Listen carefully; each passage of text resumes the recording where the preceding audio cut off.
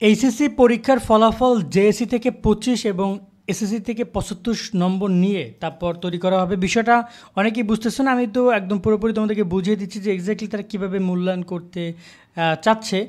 Dhaka post থেকে এই নিউজটি পাবলিশ করা হয়েছে। এখন পর্যন্ত অন্য কোনো গণমাধ্যমে আমরা বিষয়টি দেখিনি। তারপর আমরা তোমাদেরকে বিষয়টি স্পষ্ট করছি। অনেকে আমাদের কাছে জানতে চাচ্ছিলা যে জেএসসি থেকে 25, এসএসসি থেকে 75 কীভাবে কী করবে।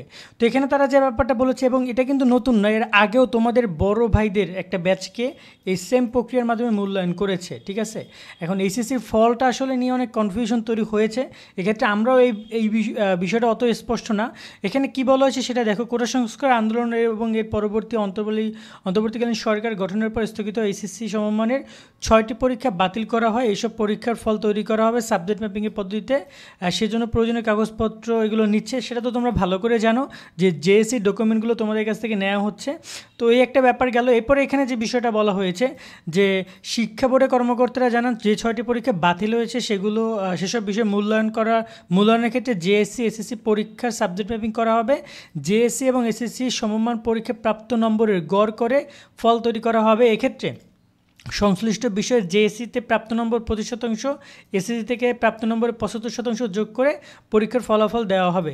আর যেমন কোনো একটা বিষয়ে জেএসসিতে 100 নম্বর পেয়ে থাকলে সেখানে 25, ওই একই বিষয়ে এসএসসিতে 100 নম্বর পেয়ে থাকলে 75 নম্বর নেওয়া হবে। এই 2 নম্বর যোগ করে এসএসসির ফলাফল প্রাপ্ত নম্বর 100 করা হবে। তো এখানে একটা কনফিউশন যেটা হচ্ছে যে জেএসসিতে তো অনেক সময় এখানে পদার্থ, রসায়ন, জীববিজ্ঞান নেই, আবার অর্থনীতি, হিসাব বিজ্ঞান এগুলো কিন্তু নেই, কিন্তু এসএসসিতে আছে। এখন এক্ষেত্রে কীভাবে কী করবে সেটা একটা কনফিউশনের জায়গা। কিন্তু যদি গড় হিসাব করে তাহলে কিন্তু আলাদা একটা ব্যাপার। যদি গড়ের মাধ্যমে রেজাল্ট প্রকাশ করা হয় তখন তাদের চিন্তাভাবনাটা একটু অন্য রকমের হবে। বাট এখানে বোঝানো হচ্ছে যে তুমি এসএসসিতে থেকে 75% নিবে, তুমি যদি A+ পাও তাহলে 75% যত পয়েন্ট আসবে, যত মার্ক আসবে সেটা নিবে, আর 25% নিবে তোমার জেএসসি থেকে। এভাবে নিয়ে তারা রেজাল্টটা প্রকাশ করবে। এবং তপন কুমার সরকার বলেন যে ঢাকা পোস্টকে বলেন, করোনা সংক্রমণের সময় পরীক্ষা বাতিল করা হয়, পরে পূর্বে পরীক্ষা সাবজেক্ট ম্যাপিংয়ের প্রক্রিয়া ফল প্রকাশ করা হয়। এবার সেই পদ্ধতির ফলাফল তৈরি করা হবে।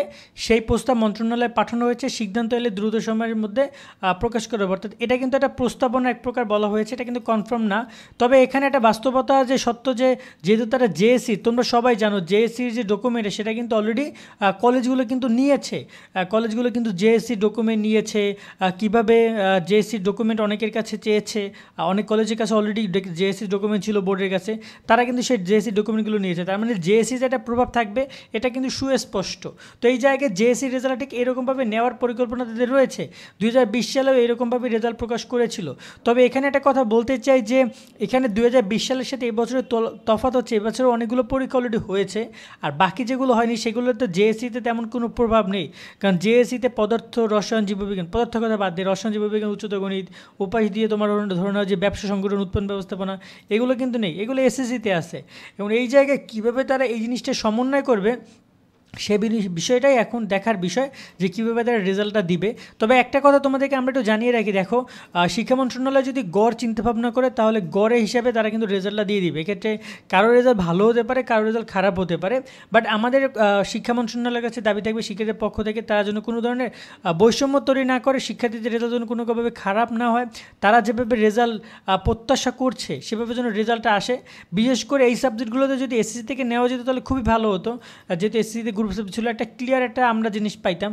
যদি এসএসসি থেকে না নেয়, যদি শুধু জেএসসি থেকে নেয় তাহলে জেএসসি এবং এসএসসি থেকে নেয় যদি শুধু ব্যাপারটা, তাহলে কিন্তু ক্যালকুলেশনটা পুরোটাই ঘুরে যাবে এবং সেক্ষেত্রে গড় হিসাব করা হবে যে সাবজেক্টগুলো ধরা হবে। এখন এক্ষেত্রে বাংলা, ইংরেজি এগুলো কিছু কিছু জিনিস বাদ দিবে জেএসসি থেকে, এসএসসি থেকে, কারণ এগুলো পরীক্ষা তো অলরেডি হয়েছে। আবার এখানে সিলেট বোর্ডে অনেকগুলো পরীক্ষা হয়নি, তাদের ক্ষেত্রে কিন্তু জেএসসি এবং এসএসসির মাধ্যমে তোমার বাংলা, ইংরেজি এগুলো মূল্যায়ন করবে, কারণ সেখানে আর পরীক্ষা আয়োজন করা পসিবল না। এখন এই জায়গায় সবাইকে এককভাবে মূল্যায়ন করার চিন্তাভাবনাই তাদের রয়েছে। তবে একটা কথা গুরুত্বপূর্ণ, সবচেয়ে ইম্পর্টেন্ট বিষয়, সেটা যে তোমাদের যে বিষয়গুলো রয়েছে, যে বিষয়গুলো পরীক্ষা হয়েছে সেগুলো কিন্তু মূল্যায়ন হবেই। মানে এমন না যে সেগুলো মূল্যায়ন হবে না, যদি সেগুলো মূল্যায়ন মানে যদি না হয় তাহলে কিন্তু ঝামেলা। সেগুলো অবশ্যই মূল্যায়ন হবে, সেগুলো অনুযায়ী রেজাল্টও হবে, আর বাকি বিষয়গুলো সাবজেক্ট ম্যাপিং করছে তারা, ঠিক আছে। আর যাদের পরীক্ষা নেই তাদের ক্ষেত্রে জেএসসির রেজাল্ট এবং এসএসসির রেজাল্ট ওই বাংলা, ইংরেজির ক্ষেত্রেও মূল্যায়ন করা হবে। আজকের মতো আমরা এখানে বিদায় নিচ্ছি, আশা করি তোমরা বিষয়গুলো বুঝেছো। তোমাদের কারো কোনো প্রশ্ন থাকলে কমেন্ট করতে পারো। তাছাড়া রেজাল্ট কীভাবে দেখবা তা নিয়ে আমাদের শুভশ্রী.com একটা আর্টিকেল পাবলিশ করা আছে, আমি ডিসক্রিপশনে লিঙ্কটা দিয়ে রাখবো। সেখান থেকে সে রেজাল্ট দেখার নিয়মটা জেনে নিও এবং এই ওয়েবসাইটগুলো ভিজিট করে যাতে করে রেজাল্টটা দেখা যায় খুব ইজিলি। কারণ অনেক শিক্ষার্থী আছে যারা কিনা রেজাল্টটা দেখতে পারে না, রেজাল্টটা দেখতে চায় না, বা দেখা যায় যে ঝামেলায় পড়ে গিয়ে রেজাল্ট দেখার আগ মুহূর্তে। তাই একবার দুইবার আগে প্র্যাকটিস করে তাহলে খুব ইজিলি রেজাল্ট দেখতে পারবা। আজকে মতো আমরা এখানে বিদায় নিচ্ছি, ভালো থেকো, আল্লাহ হাফেজ।